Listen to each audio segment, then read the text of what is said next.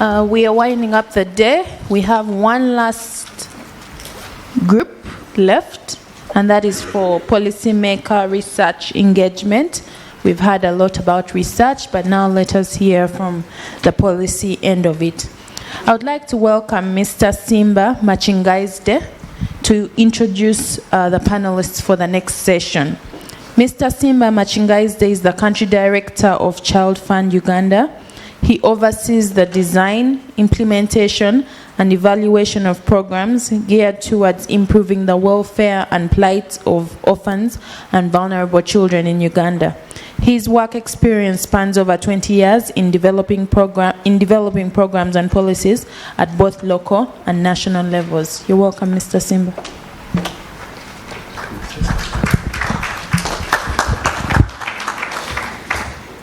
Thank you very much, Miriam. Good evening, everyone.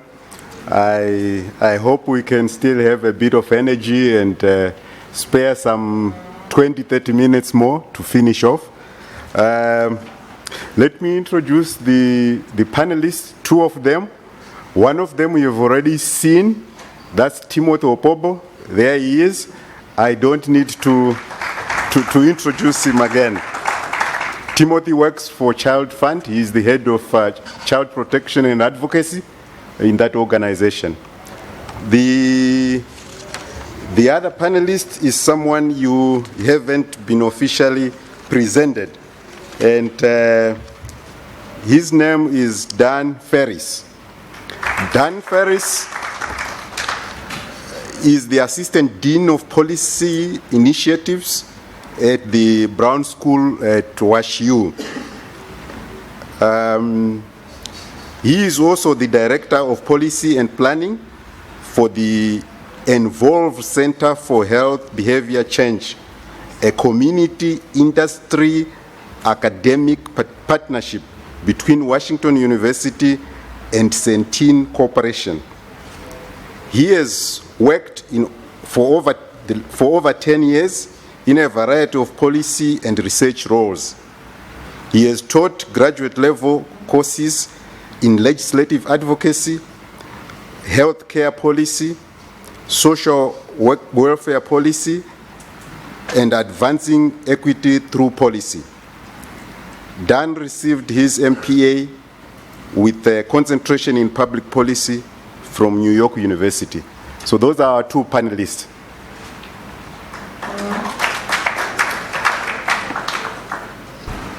Okay. Good evening, everyone. Let's try one more time. Good evening, everyone. Good evening. Thank you. Thank you for staying with us till the very, very end. We really appreciate everyone's time, consideration, and passion. I'm delighted to be here. It's a privilege and an honor. Thank you to Dr. Fred and his team, and congratulations on an immensely successful conference. So I think what we're doing today is actually a pretty great continuation of what we've been talking about throughout the afternoon. So we'll frame this as a continuation of the previous speakers and panels and not a standalone by any means. Perfect. So thank you for the gracious introduction. We can skip this slide. But we chuckled earlier today when we were talking about this, as it's been framed as a panel with two speakers. So, despite us being a little crunched for time and wanting to be sensitive to everyone's schedules here, we'd like to invite this group to be our third panelist. So we are very much interested in hearing from folks in terms of their experiences in connecting research and policy. And my colleague and friend Timothy is going to just talk us through very quickly what we'll be covering. Okay, thank you, Dan. So our intention is to try to expose you to the whole idea of policy. Many times, when we talk about policy, it sounds something so abstract, and our objective is to try to make sure that we try to give it meaning. And so we're going to be looking at why should we actually focus on policy, why is policy important. We'll be trying to understand what are the processes in developing policy, and where can we infuse, therefore, the research that we're doing to influence this policy. We'll be looking at the impact of policy, looking at aspects of lobbying and advocacy, And depending on your energy levels, and we'll be looking at then the concepts around policy practice. What are the challenges and opportunities, and what can we take away as next steps? That is what we intend to share. So moving on to the whole, to why policy.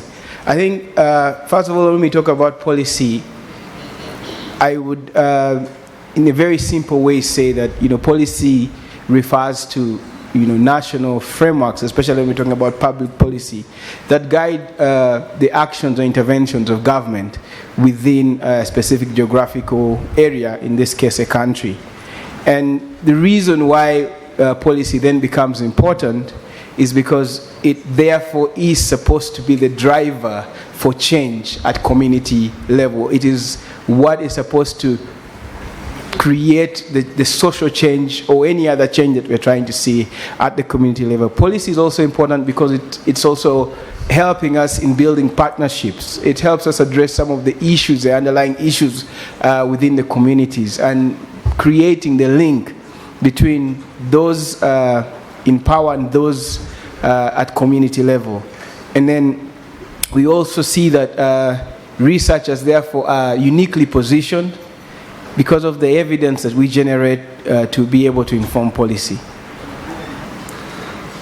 So in addition to why policy, we did want to take what can be a really abstract concept and really bring it to light to people, especially after 2 days of hearing about and learning about some incredible and rigorous research, which can be very much in the weeds and complex.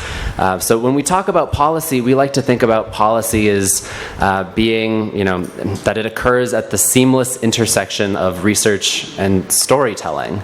So for our friends and colleagues who were in the room yesterday and were able to hear from some of our local and national government officials, if you were paying close attention, the officials were going back and forth between using statistics and data and storytelling consistently throughout their talks. It's an art form, actually, really. And it's something that, I think in all of our work and all of our lives is something that we can strive to be really effective and efficient at. One distinction between effective policy work and effective research is that effective policy work, when presented, is very short and simple, clear and straightforward.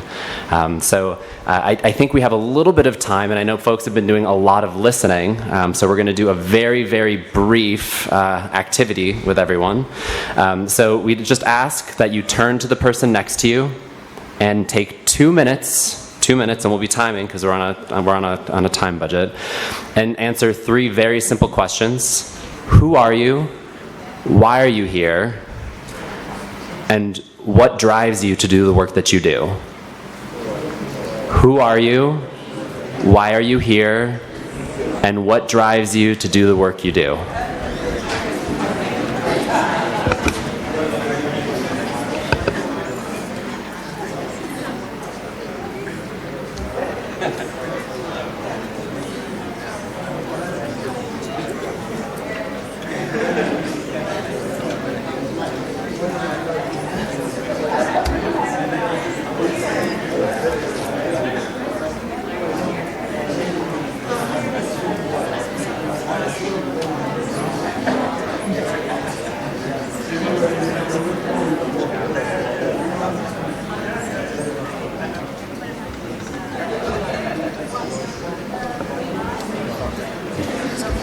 If you haven't yet, please switch to the second person.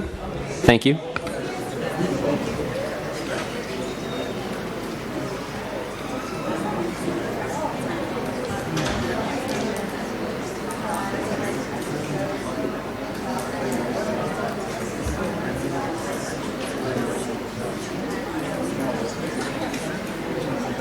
Okay, and let's come back.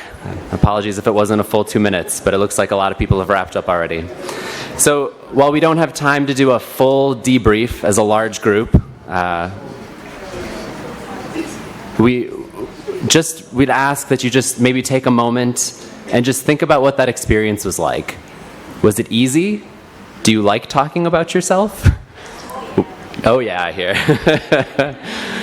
Was it really difficult? Did you find yourself meandering with your words and kind of bouncing around all over the place? So yes, 100%. So in our work, whether it's research, policy, to think about yourself as a storyteller and to think about telling your own story and why you come to the work that you do. Whether you're at a research table or a policy table with colleagues or government officials, one of your most effective tools is your own story. It also helps when you're working with groups that might not be as familiar to you to help to identify with them and for them to identify with you as to what's bringing you to the policy table. So thank you for indulging us in the brief activity. The follow-up to the brief activity is just to say, the reason that we're here in front of everyone today and engaging around this topic is because the world is in need of policy leadership and expertise. Too often, our policy conversations are driven and led by ideology and values, which is an important component of any policy discussion, to be sure, but it's seriously lacking in fact and evidence. And we'll go through in just a few moments a couple of examples of what the difference between ideologically driven policy and fact and research driven policy are.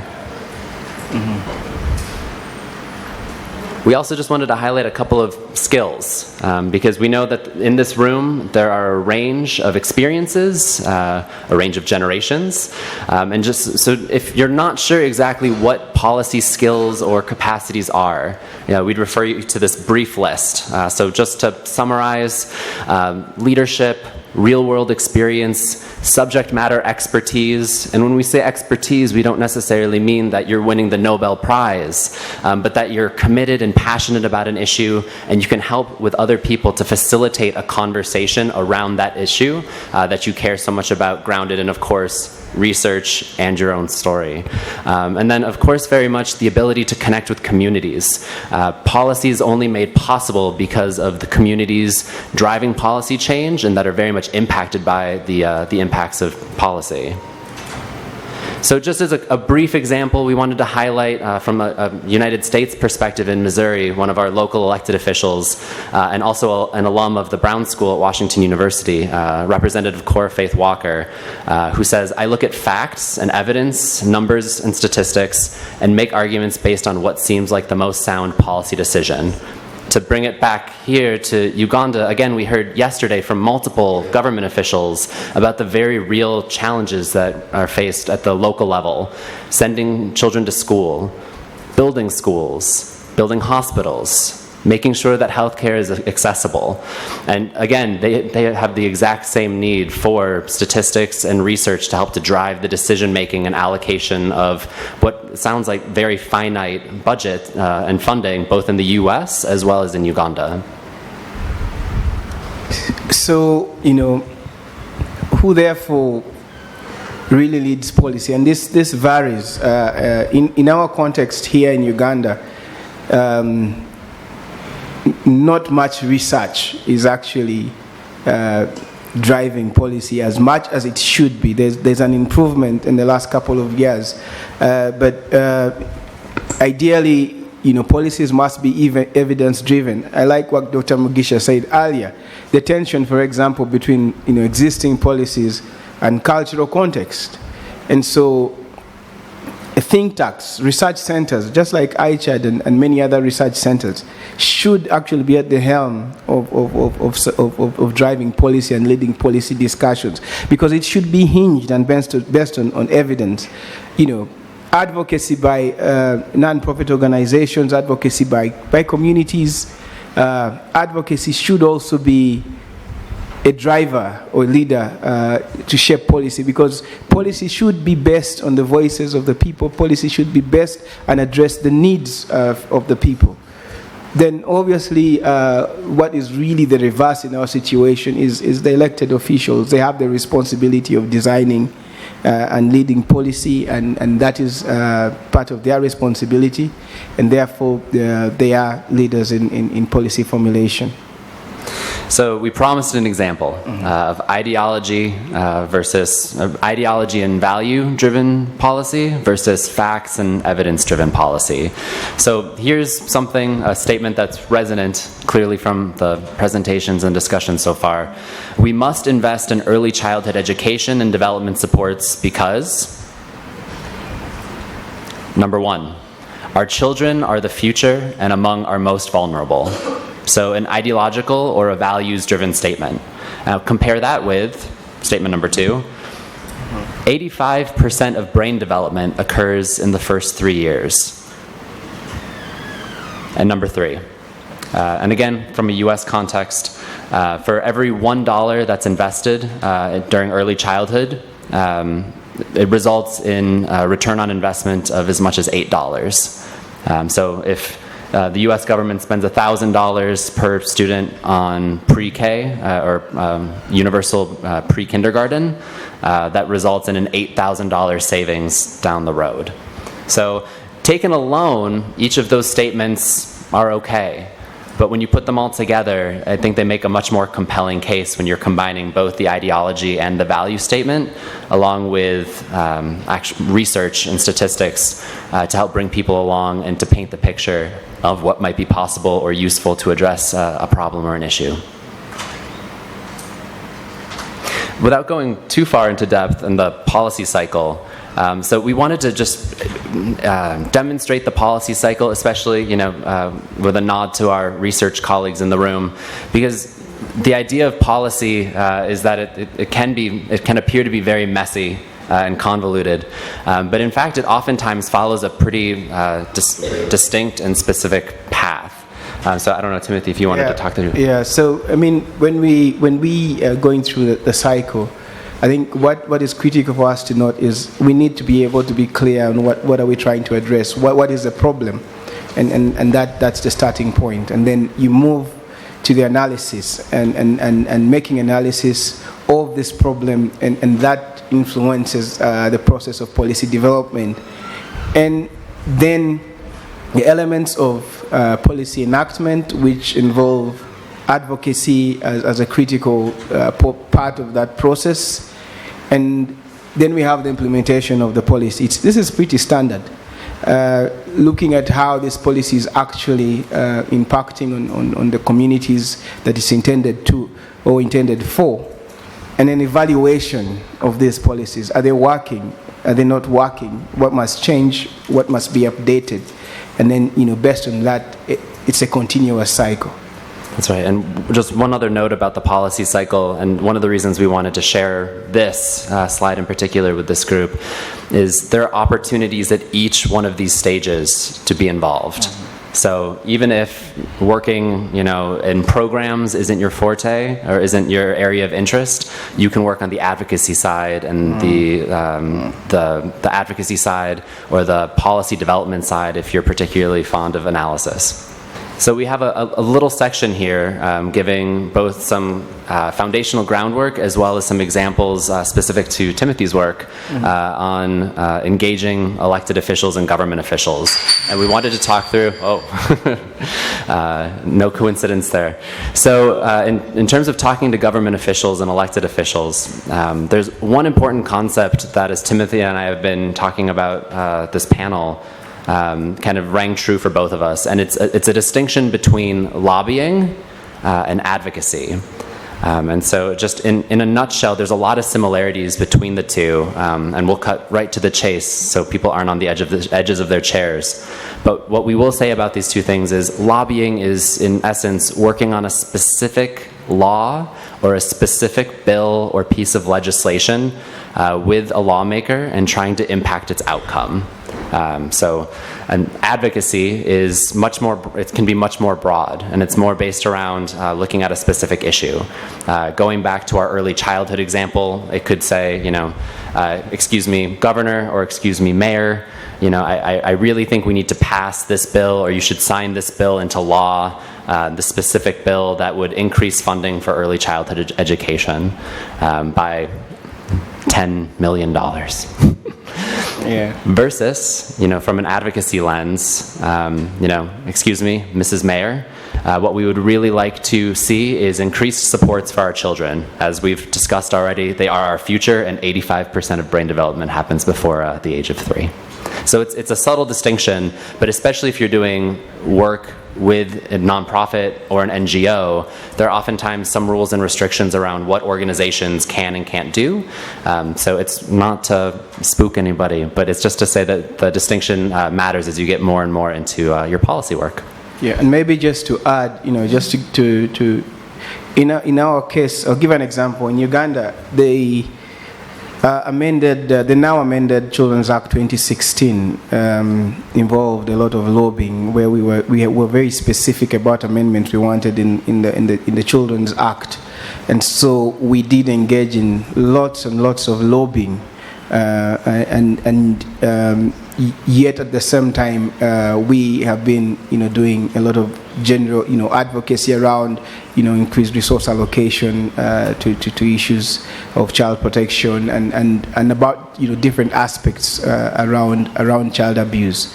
But we have had that experience of the Children's Act, but I also recently had the opportunity to see firsthand what happens in the U.S.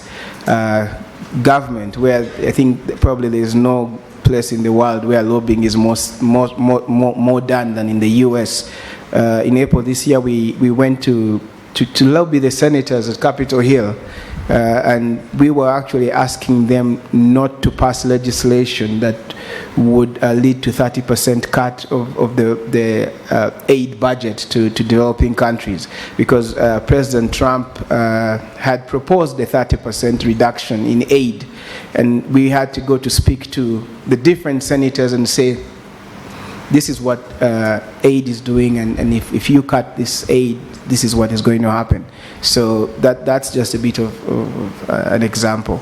Mm-hmm. And so just to kind of tie it all together, because when we talk about lobbying versus advocacy, what oftentimes gets left out of the picture is policymaker and stakeholder education. And so even if advocating publicly as an individual organization isn't your forte, if it's not what really gets you excited, sharing your work and again sharing your story is a powerful tool. And even if you're not, participating in the rally on the steps of, City Hall or whatever it might be, or signing a petition or engaging in other ways, when you're doing good work, it's not uncommon in terms of building relationships with government officials for that work to be heard about and for you to be invited, to speak about it, either informally in a meeting setting as elected officials are looking to craft legislation, or formally in the form of a legislative hearing. So those are experiences that I think can be really powerful for moving the conversation around the crafting of legislation and its implementation. And then just the quick follow-up on who to target. So if you're sitting there and you've never met with a government official or an elected official, that's okay. That's perfectly fine. It's actually not a very common thing. When people are asked what forms of engagement they participate in, meeting with their elected officials, one-on-one or in small groups is at or towards the bottom of the list. We also know from research that it's one of the most effective ways of impacting and informing policy. And so we want to try to demystify and make it feel a little more accessible to everybody. So who would you target? And it's just something to give a bit of pause and thought to. If it's a policy that is created at the local level, you'd obviously want to work with your local or city administrators. If it's a national policy, you would do, similar to Timothy, and work with senators or representatives. And then also, we were talking earlier about that experience in DC, and it's no surprise that the senators that they were meeting with sit on the committee that decides the budget. So there's a level of just doing a little bit of homework in terms of who your representatives are, what their interests are, and who and what they might resonate. So your time and your energies are as well spent as possible. So while I was not with Timothy in Washington, D.C., I've also done a bit of travel to Washington, D.C. and teaching courses with my friend and colleague Tammy Orahood, who's also here from the Brown School.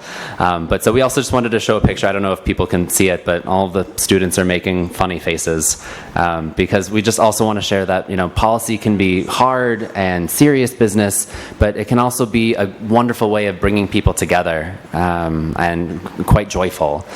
So we wanted to share some just overarching concepts of what successful engagement with policymakers can look like. So again, coming back to your own story, making a connection with a policymaker, localizing whatever it is that you're talking about. So for example, elected officials are elected by constituents, and so their constituent issues are who they're most concerned with. So if you're meeting with somebody who represents a certain neighborhood or a certain district, finding a way to connect your work specifically to that district, whether it's anecdotal or research driven if possible, is a major way of currying favor with them. And then again, just you figure that out by doing your homework, by doing research and understanding about who the policymaker is, what their interests are, what their committee assignments may or may not be. You can look on their websites if they have websites. You can look back at old newspaper articles. Maybe they gave a quote, that kind of tips their hat onto, what really excites them. And then, of course, making clear connections between problem and policy solutions. We'll talk a little bit about some different models of policy analysis, and briefly, I know people are starting to get hungry, but the idea that policy analysis, policy work typically starts with problem identification. Diagnosing a problem is not enough in the policy sphere, but to come with ideas, no matter how specific or how broad, and how to address it is a great way to have an impact. And then, of course, some kind of handout or takeaway, whether that's your email address and a few pieces of information on a piece of paper, or if you have access to an organization such as the Child Fund or Smart Africa, information about an organization that you're doing work with, in different capacities, so they have something to remind you about the engagement. And then, of course, practice, practice, practice. There's no shortage of practice that you can have before stepping into a meeting with an elected official. Sometimes you might have 5 minutes, sometimes it might be 30 minutes, and we strongly suggest if you do have a meeting or an opportunity to connect with an elected official, whether it's in a formal private meeting or even in passing at a conference, that you come in with a direct idea and a clear idea of what it is exactly that you're hoping to say and connect around, and then a possible goal and outcome. Last but not least, following up. So elected officials and government officials, you are their constituents. They want to hear from you.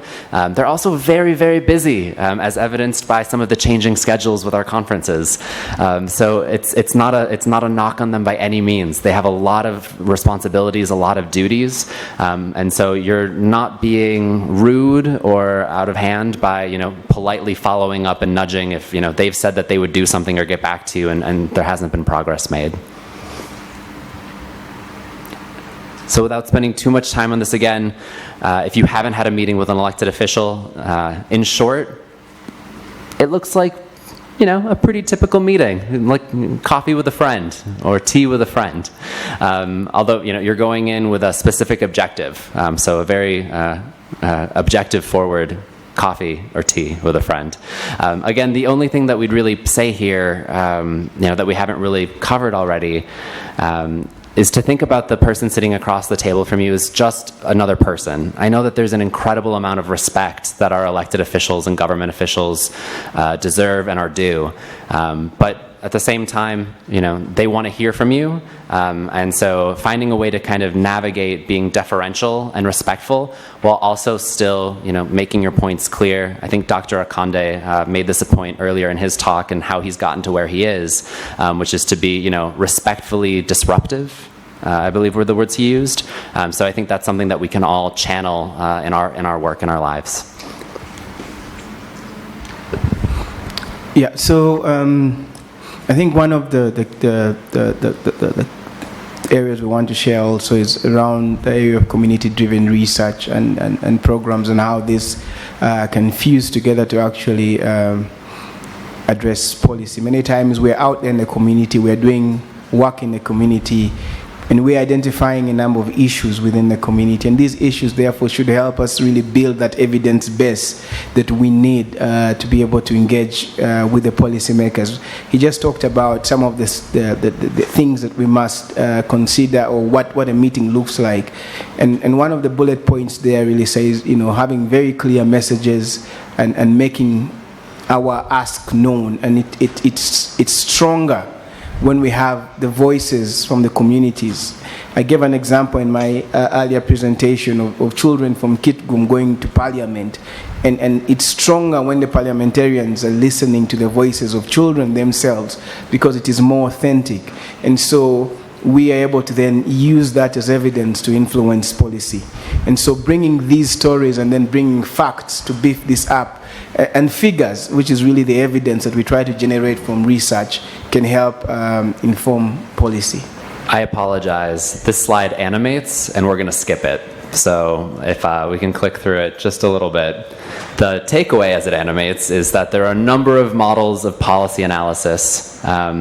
One popular way of doing policy analysis is a tool called Google or the internet, and just searching around.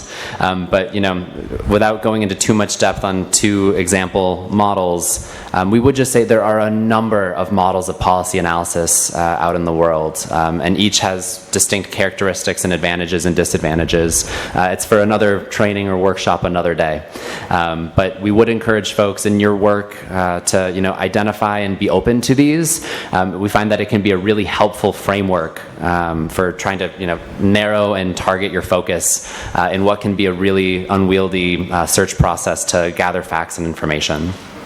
One thing about the localizing component, and then we'll go ahead to opportunities and challenges, next steps, and a closing. So we still have a little bit of a ways to go. But so the idea behind localizing information, again, so with our early childhood example, there's been amazing information presented here at this conference on some policy brief fact sheets put together by Smart Africa Center and partners, with statistics and numbers about the demographics of children in Uganda, and the very real difficulties and challenges that they face. So again, just to tie it all together, and we couldn't emphasize enough just how critical localizing your policy work can be. And as we flip through, there are the beautiful policy briefs, a 3-part series of one-pagers. Again, would just highlight briefly that for being one page of information, the researchers are able to fit 20 citations onto one page. I know we're all trained typically in our academic and school environments to oftentimes write for length. You get an assignment to write 10-page research paper, 20-page research paper. I'm looking at Tyrone and thinking about his latest paper and thinking about how many pages that might have been. The challenge with policy, again, is to really distill it into simple, clear, concise messages, but not to lose the rigidity or the rigorousness of the research that's going into it. And without doubt, there are challenges in trying to influence policy. I think one of the areas we are trying to bridge is the relationship between researchers and policymakers. We are continuing to help and try to bridge that gap, because many times both groups speak different languages, and so that lack of the relationship has been a challenge, and it's something that we're trying to bridge. The other issue is that you have elected officials for a specific period of time. So when you have converted one group, then they're not elected again, so you have to start from scratch again. The turnover, sometimes you have champions, you have people who understand your cause and what you're trying to influence, and they're not back in office. So that definitely is also a challenge. And obviously the politics that influences a lot of what is going on. Many times your views, your opinions are overshadowed by the politics of the day, and that's a reality. But there are also opportunities. And the opportunities are great. And I know, again, this room is full of passionate, dedicated, brilliant people. And policy might not be what everyone wakes up in the morning thinking about, and that's okay. But what we'd encourage in terms of the opportunities that exist are to actually take a look at what some possible next steps might be. And so if you're brand new to policy and it's not something that you've really thought about before, we'd encourage you just to be open to it. We've done a lot of great problem identification today and yesterday in defining some of the obstacles and barriers that our communities face. And policy is a very real way of affecting change and improving the lives of the people that we care about. If you are a little more experienced in the research and policy field, think a little bit more about the specific skills or opportunities or the networks that you can build based on your work and your interests, specifically to have a greater impact in the policy area.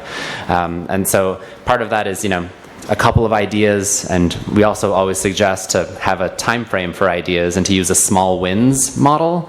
So of course we're all working to end global hunger or poverty or the HIV/AIDS epidemic, but instead of starting with that as the goal, identify the goals that build up to achieving that goal and who you need to work with and what you need to do to get there. So we offered a couple of ideas, meeting with colleagues and community groups to develop an policy agenda, engaging with a single elected official or government official if it's not an experience that you've had. And you can do that on your own. You can do that with friends or colleagues. You could reach out to an amazing organization like the one that Timothy and Simba represent and see if there are opportunities for you to get involved to share your story with policymakers. And when we talk about setting goals, last but certainly not least, to refer back to our esteemed Dr. Fred, we will take what we learn to Parliament and improve children's behavioral health. So again, thanks to Dr. Fred for a fantastic conference and convening. And I think we all have our charge for the work that we've been discussing here and moving forward in terms of its importance and also very much the impact that it can have.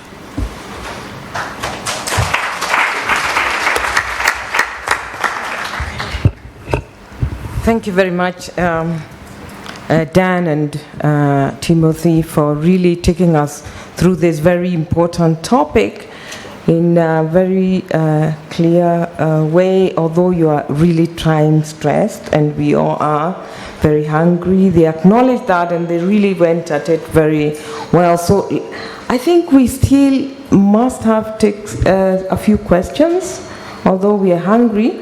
So let's have like 2 or 3 questions, and then let the questions be very clear, precise, and to the point. We don't tell a story now, just ask a question. So let's start with the gentleman in blue.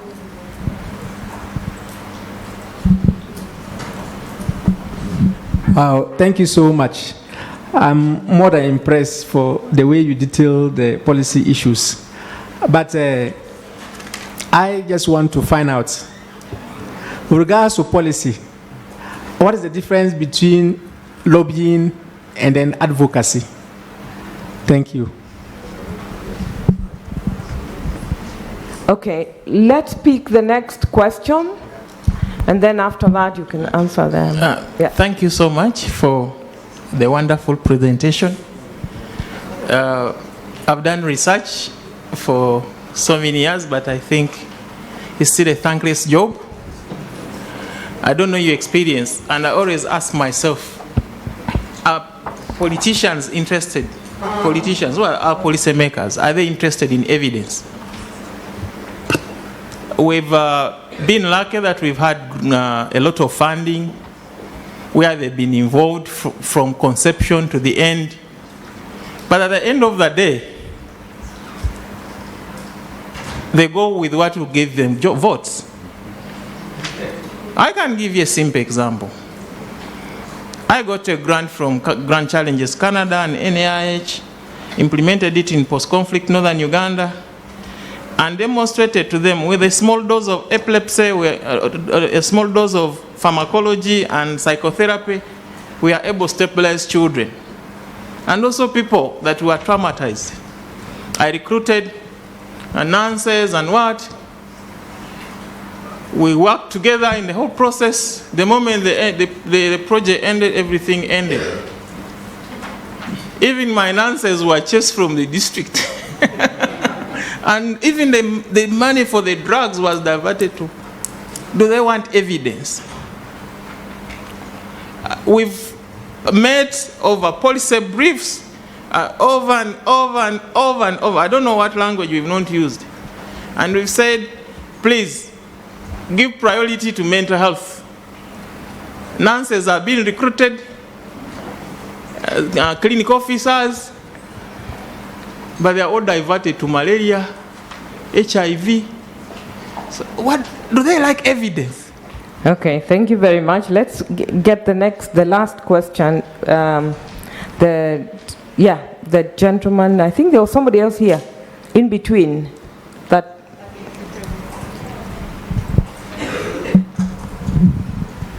Was there anybody else? Anybody else? Okay. Last question. I tend to see a disconnect in many cases between the intellectual level of the researchers, the knowledge. They are all PhD fellows, but the politicians are just senior six leavers. Explaining this to them is a big problem, because you are in research in this social work, but I know about other researchers in agriculture, National Agricultural Research Organization. They have come up with important discoveries about the diseases that are killing off Uganda's food crops. They are all PhD men, very highly educated. They have explained to the members of parliament that genetic modification of crops is not dangerous, environmentally or health-wise, but nobody is listening. So I tend to think that even you people, we researchers have got to find a way of actually simply explaining their findings to these rather inferiorly educated people. Okay, I think that's it. No gender balance. That's still okay. We don't have so much time, so yeah. I let you decide who answers. Yeah, I'll just go with the last comment, which speaks to the challenges I mentioned. And I say that one of the issues is that, you researchers and policymakers speak different languages, and that's exactly what you're saying. And I think the task is, how do we package our information in the simplest way for the policymakers to actually understand. And I think that's a task that we have. But then also the other, I think, question that Dr. Mugisha asked, do they want evidence? And that's a tough question to answer based on the experiences that we have. Because, in many of what we call developed countries, policy and strategic direction is driven by research. It's built on very strong ideologies that and theoretical grounds that are evidence driven. And that is something that we have to educate ourselves. When I say ourselves, I'm talking about each and every one. I'm talking about the policymakers, the communities, that it is important. We cannot continue to make ad hoc decisions. Policy is important. And why policy is important? Because what we see working or not working is basically a reflection of the policies that are in place. And so it is important that these are driven by evidence. And Dr. Mugisha, I think we cannot give up, we cannot fold hands. I think we just have to keep pounding this message home that evidence must drive policy. I would just briefly echo that, say how much I appreciate and agree with our three questions and the context that was provided with them. Working in policy is not easy, and it would be disingenuous of Timothy and I to say otherwise. But again, it's about chipping away. It's about small wins. It's about, picking an issue in an area understanding the ideology that drives the different sides behind it, and then building a research base to the third question's, the gentleman's point, and communicating it in a way that is effective, efficient, even exciting. And just for a little bit of context, ideologically driven policy absolutely still happens in developed countries. There might be a level more of evidence base that gets incorporated into some policy, but it's something that we're actively working around in the U.S. As well as what it sounds like in Uganda as well. So I would just thank everybody again for your time and energy, and I know Timothy and I can stick around for a little bit longer if people have follow-up questions as well. Thanks again, and enjoy the rest of the evening.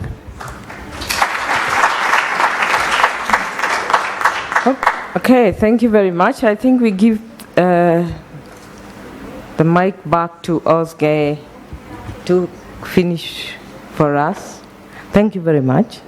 Thank you.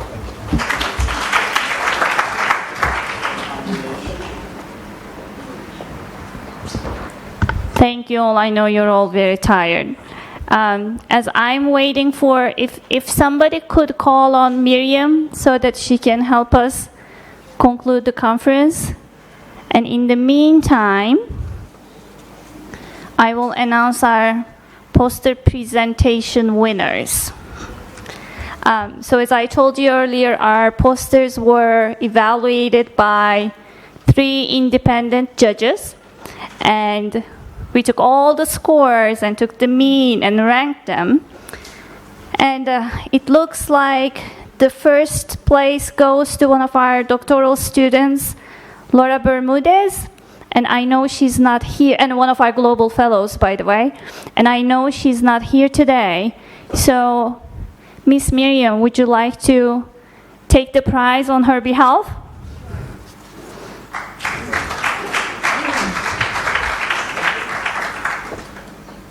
And then we had a tie for second place. So we would like to invite Dr. Ann and Rachel to come and take their prizes.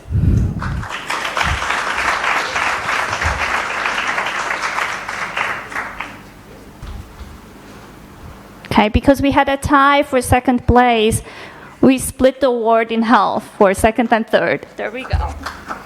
Enjoy.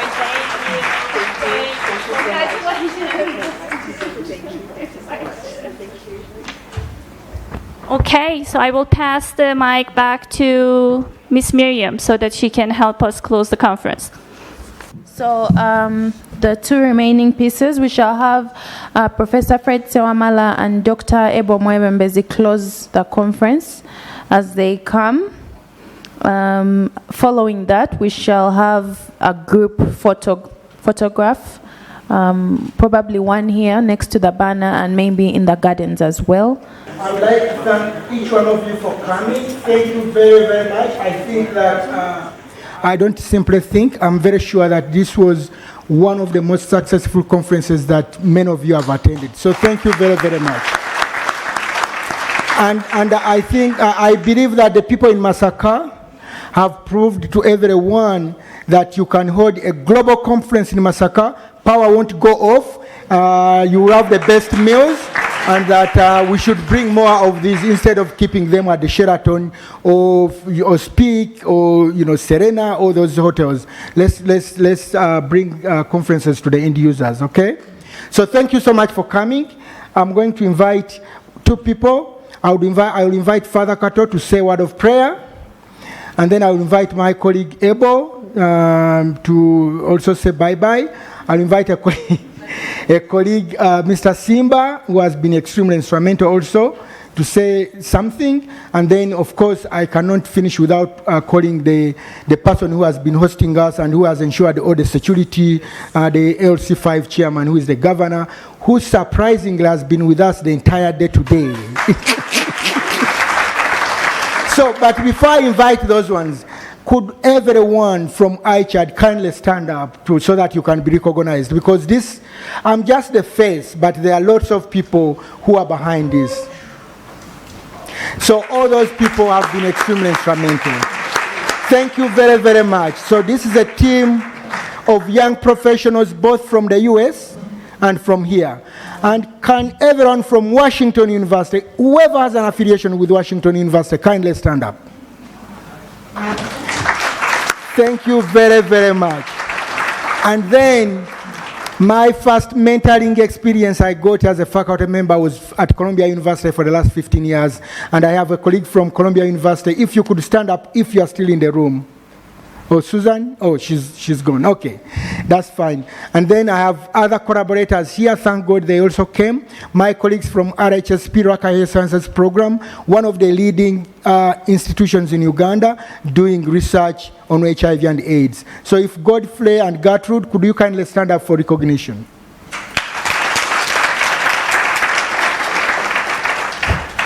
And then could everyone stand up for recognition at least?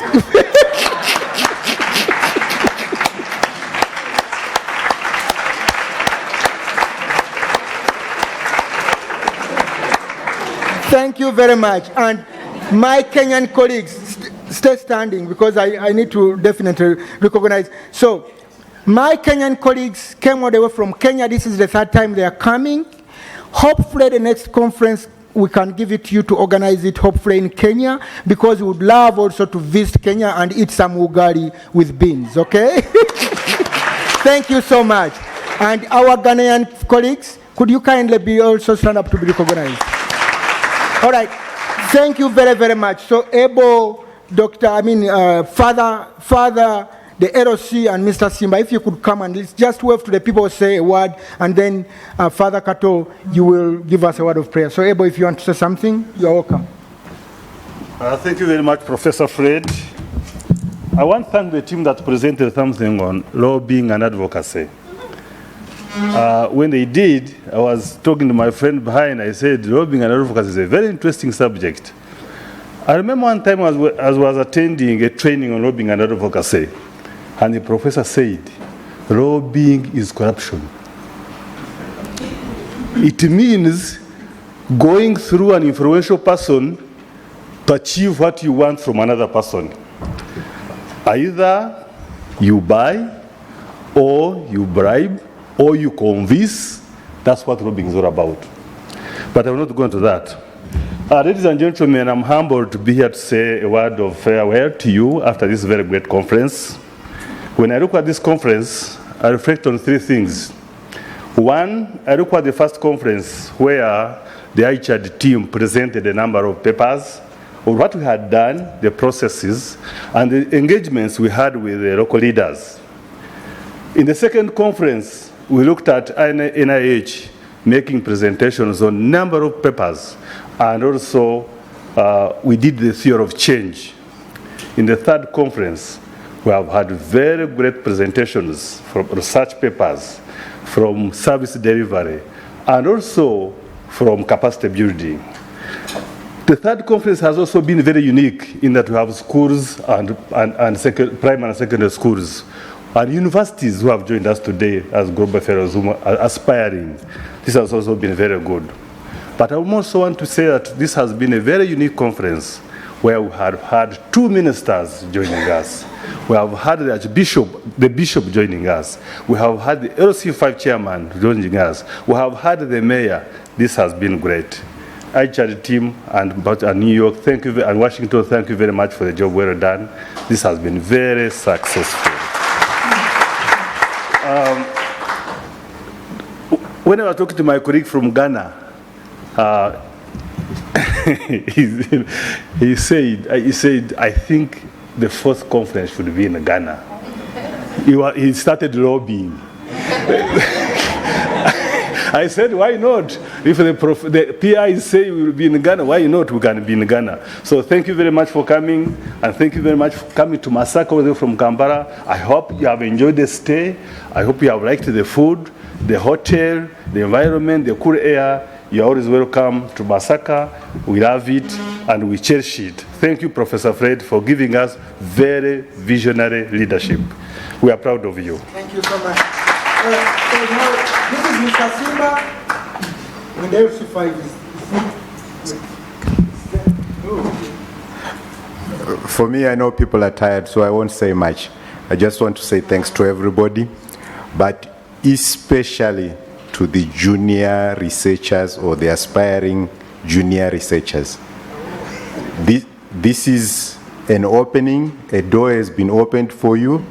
If you're serious about it, you will enter the door and you will do what you have to do. You saw where it can take you, so the door is open. Thank you very much.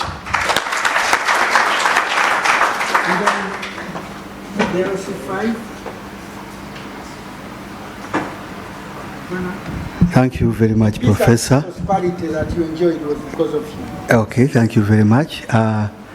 Ladies and gentlemen, as the chairman, LC5 Masaka, I am very grateful, first of all, that this conference was held in my district, and I thank you for very much. The organizers. Then two, of course, when you come, you invest money. You are leaving us richer than before.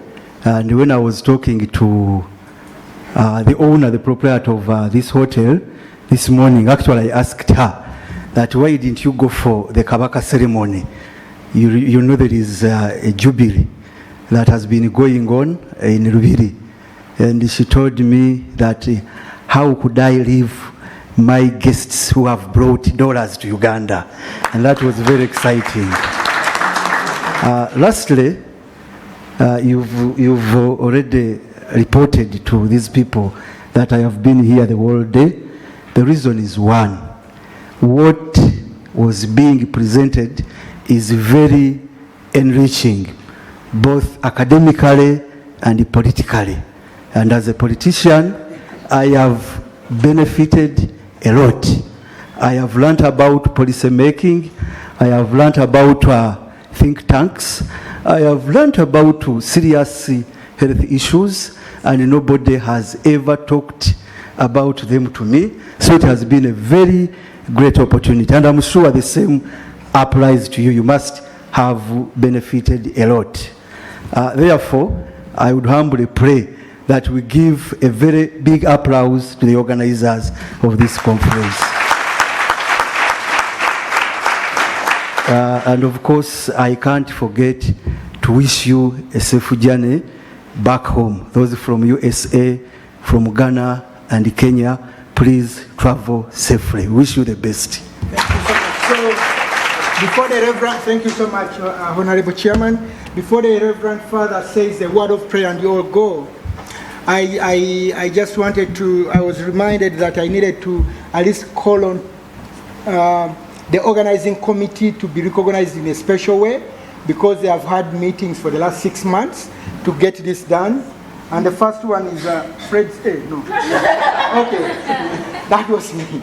So the next one is Dr. Ozit Baha. Thank you so much. Oh, okay.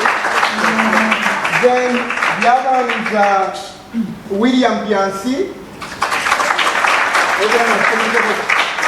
Okay. The other one is Hayden Blair. Charlotte. Where is Charlotte? Please. Fiona Namatovu. William Mukasa. Edward Nsubuga. Doreen Mwanga. And then Rabab Ahmed.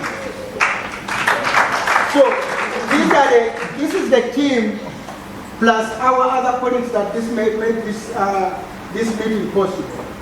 Okay? So before they take a picture, I'm going to call one other person here who is really another core eye on the study, and that is Professor Yin from NYU. I left NYU because they are competitors with Columbia, and I was at Columbia, so I said, let me keep quiet about NYU, but I need to call NYU also here.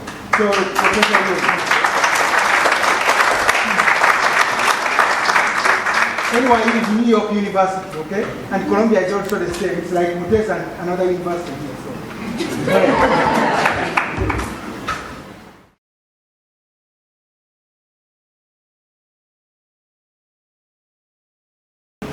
Before I call you to stand up, I have to say this before you.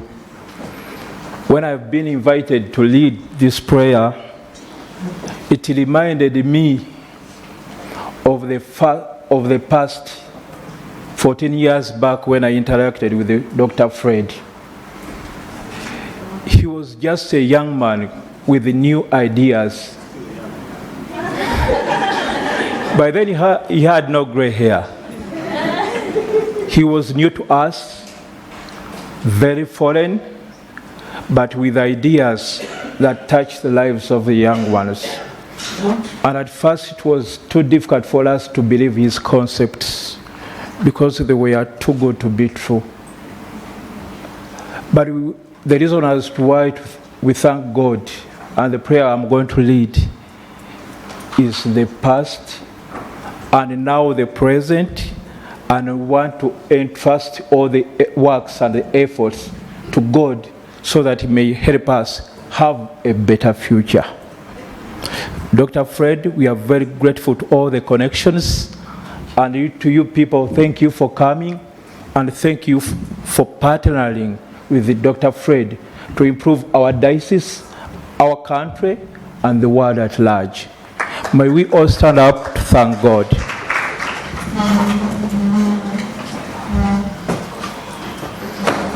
I think the other time I led a prayer, it was a song. I just imagine how many people are involved in this work. And in fact, it is team, participatory. And my voice is hoarse, but again, I'm going to lead a song, Bind Us Together, because it is out of teamwork that we have reached this level and that we shall go to a next level. So let's hold each other's hand.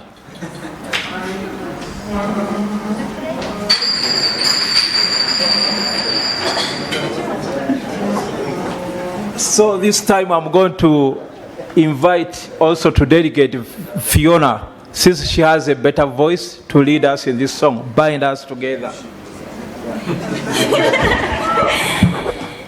So bind us together, Lord, bind us together with cords that cannot be broken. Bind us together, Lord, bind us together in love. May God bless you all.